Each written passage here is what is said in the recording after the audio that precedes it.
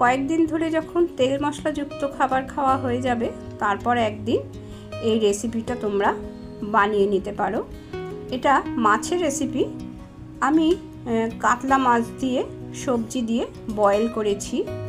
এটা হচ্ছে boiled fish কাতলা। বিভিন্ন রকম সবজি, ঘরে যা সবজি থাকবে তাই দেবে। আর আরও অনেক ইনগ্রিডিয়েন্টস আছে, আমি ধীরে ধীরে তোমাদের সাথে সব শেয়ার করছি। বাড়িতে এমন যদি কেউ থাকে তেল মশলা খাওয়া বারণ আছে, তাদেরও এইভাবে রান্না করে দেয়া যায়। এই রেসিপিটা অত্যন্ত মুখরোচক সুস্বাদু একটা রেসিপি। এসব ছাড়াও মাঝে মাঝে এরকম বয়েলড ফিশ করে খেতেও খুবই ভালো লাগে। এবার তোমাদের সাথে শেয়ার করছি, তোমরা দেখে নাও কিভাবে আমি এটা করেছি।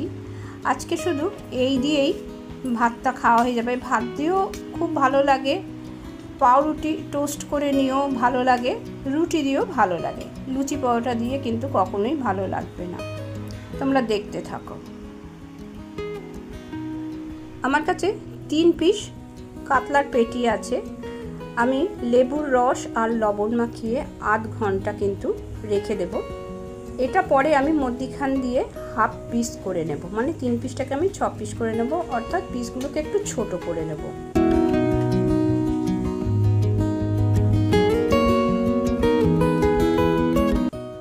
এতে কি কি লাগছে দেখো: রসুন, আদা কুচি, টমেটো, ক্যাপসিকাম, থেতো করা গোলমরিচ, পাতিলেবু আর বড় করে কাটা পেঁয়াজ।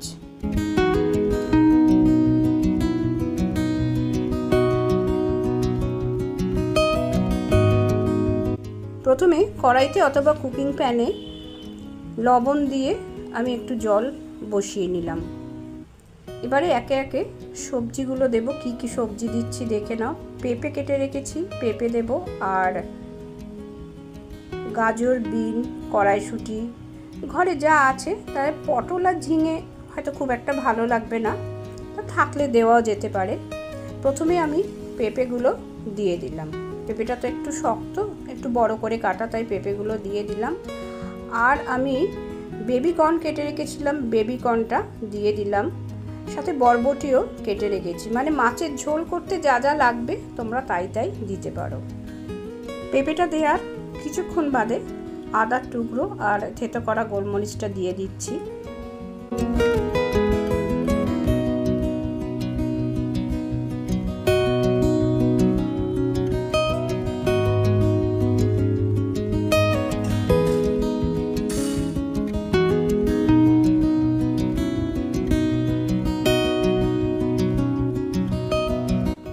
পেঁপেটা ততক্ষণ সিদ্ধ হোক, আমি মাছগুলোকে টুকরো করে নিই।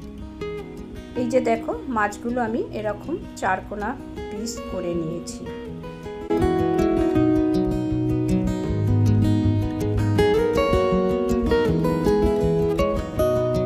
পেঁপেটা দেওয়ার 3-4 মিনিট পরে আমি বাকি সবজিগুলো দিয়ে দিচ্ছি।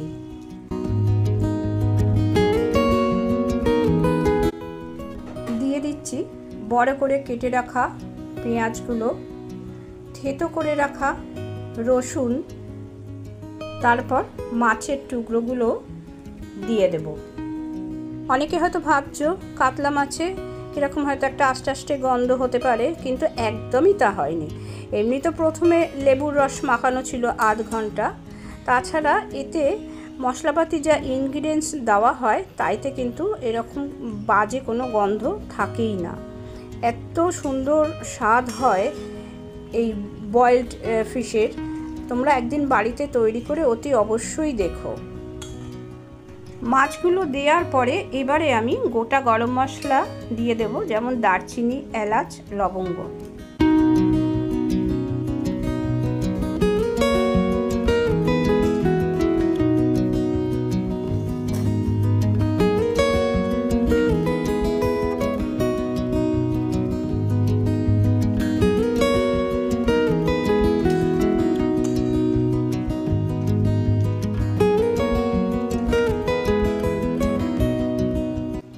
আরও কিছু জিনিস দেব দেখো, যেমন আলু আমি আগে থাকতে সিদ্ধ করে রেখেছিলাম, সেটা মিশিয়ে দিলাম। আর এগুলো হচ্ছে ধনে পাতার ডাঁটাগুলো।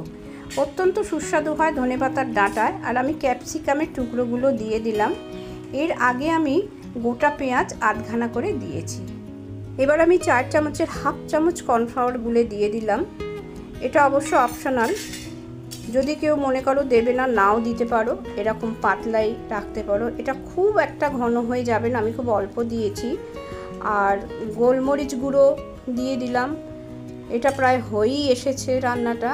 আর ধনেপাতা কুচি করে কেটে দিয়ে রাখলাম। এবারে আমি কিছুক্ষণ চাপা দিয়ে রাখবো। তার আগে লেবুর রস করে দিলাম। যাদের আলু খাওয়ার উপরে রেস্ট্রিকশান নেই তারা পেঁপের সাথে আলু টুকরো করে দিতে পারো, সেক্ষেত্রে কিন্তু আলু আগে থাকতে বয়েল করে রাখার প্রয়োজন নেই।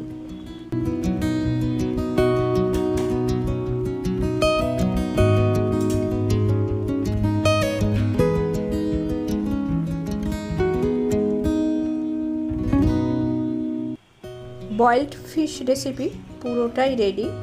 মাছগুলো ভালোভাবে হয়ে গেছে, সমস্ত সবজি সিদ্ধ হয়ে গেছে। আমি কিন্তু কোনো ঘি, মাখন, তেল এখনো পর্যন্ত কিছুই দিইনি, দেবও না। যদি কেউ মনে করো নামানোর সময় মাখন দিতে পারো। ঘিটা দিলে কতটা ভালো লাগবে জানি না, তবে একটু মাখন দিয়েও খেতে পারো।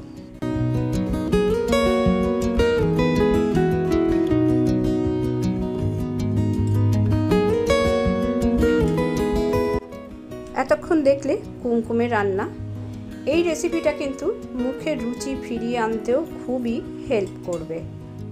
অত্যন্ত সহজ, সুন্দর, সুস্বাদু মাছের এই রেসিপিটা তোমাদের যদি ভালো লাগে অতি অবশ্যই আমাকে কিন্তু কমেন্ট করে জানিও। আর পাশাপাশি তোমরাও কিন্তু বাড়িতে একদিন তৈরি করে দেখো। আজ আমি এটা ভাতের সাথে পরিবেশন করব, কিন্তু এটা ইচ্ছা হলে রাতে রুটির সাথেও খাওয়া যেতে পারে। আবার পাউরুটি টোস্ট করে নিয়েও তোমরা খেতে পারো। ভিডিওটা আজ তাহলে এখানেই শেষ করছি। সবাই ভালো থেকো, সুস্থ থেকো। পরের দিন আবার সুস্বাদু মুখরোচক কোনো রেসিপি নিয়ে চলে আসবো। ধন্যবাদ।